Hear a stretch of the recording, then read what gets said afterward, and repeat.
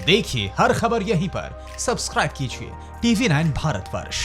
ध्रुव कटोच साहब, क्या ये करार खासतौर से जो डिफेंस डील्स हैं ये भी एक बड़ा संदेश देती हैं क्या अलाइनमेंट के संदर्भ में? और आने वाले दिनों में क्या हम ये देख रहे हैं कि रशिया की इंपॉर्टेंस उसको स्कीम ऑफ थिंग्स में वापस बड़ी पोजीशंस के हिसाब से हिंदुस्तान फिर देख रहा है क्या?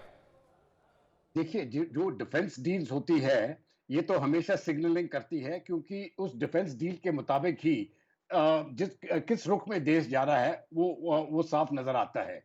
अभी ये जो मिग 29 और सुखोई एयरक्राफ्ट जो अभी भारत ने रूस से खरीदने का निर्णय दिया है, इससे पहले भी हमने राफेल खरीदे हैं, 36 राफेल, जब प्रधानमंत्री जी फ्रांस में गए थे। ये एक बहुत ही बड़ा संकेत देता है, क्योंकि अगर किसी कारण अगर ये चीन के साथ लड़ाई होती है तो ज्यादा ये लड़ाई जो होगी ये तिब्बतन प्लाटो के ऊपर होगी जी। और मैं समझता हूं हवाई जहाज से जो इंडियन एयरफोर्स का जो रोल होगा ये सबसे अधिक रोल इस युद्ध में होगा। तो इसीलिए जो आपकी हवाई जहाज की कैपेबिलिटी है ये मैं समझता हूं इंडियन एयरफोर्स की कैपेबिलिटी, इसके ऊपर कोई कमी पेशी नहीं होना चाहिए और ये मेरे अपने विचार से नंबर 1 प्रायोरिटी होना चाहिए।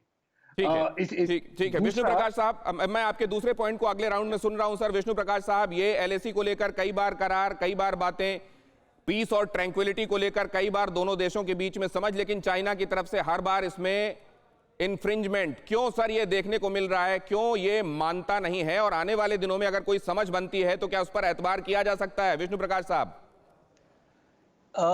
आपका सवाल मुझे याद करवाता है कि जब रशिया और सोवियत यूनियन और अमेरिका के बीच में पहली बार बातचीत हुई थी रिक्याविक में, रेगन और गोर्बाचोव में, तो रीगन ने कहा था दवेरेयाई नो प्रवेरेयाई, ट्रस्ट बट वेरीफाई।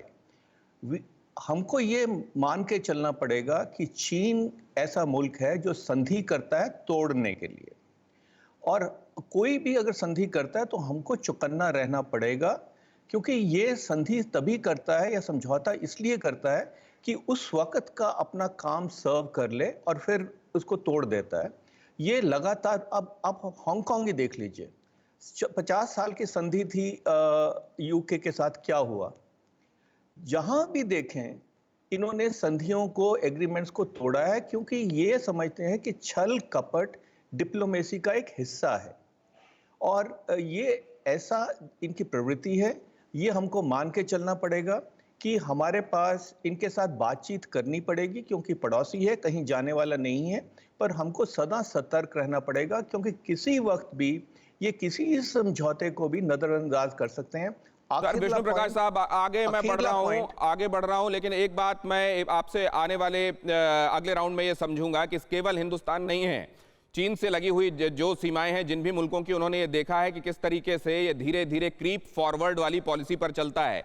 क्या उसके बावजूद चीन को झेलते जाना किसी एक विशेष वजह के चलते हो रहा है? सुनील अलग साहब, लेकिन उससे पहले मेरा सवाल आपसे, क्या आने वाले दिनों में हम ये देखेंगे कि जनता की भावनाओं के तहत खास पॉलिसी डिसीजंस होंगे, या आपको लगता है ये जो ग्लोबली कनेक्टेड वर्ल्ड है, जिसमें खासतौर से कारोबार के तौर पर पूरा विश्व एक दूसरे से गुथा हुआ है, इसमें कोई भी बात आइसोलेशन में तैयार करना डुएबल नहीं है?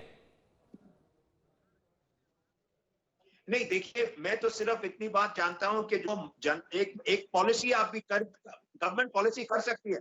TV9 network, 6 languages, Hindi, English, Telugu, Kannada, Marathi and Gujarati, 56 crore impressions, India's #1 news network, TV9 network.